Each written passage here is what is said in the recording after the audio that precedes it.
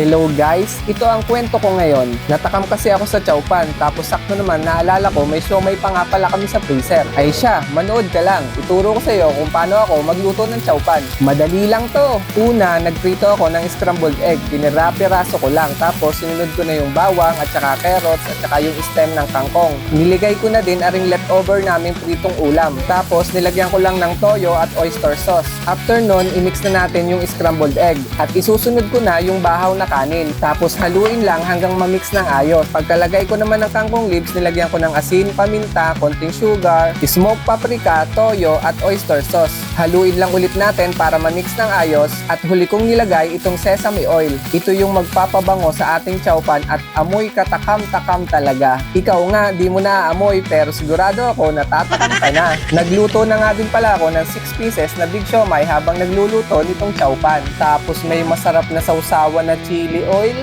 Ako'y sumarap na sumarap paare. Ay siya, paano? Tara, kain tayo. Walang halong biro. Ay di yun, napasarap na nga ng kain. Talaga namang mapapabulos ka sa sarap. Kaya kung may bahaw ka dyan sa inyo at natakam na din kita, subukan mo, magluto ka na din. Ikaw ga, anong kwento ng araw mo ngayon? Kwento mo naman! At dito ko na tatapusin ang video na to. Salamat sa panunood. Kung umabot ka sa puntong ito, bye bye bye!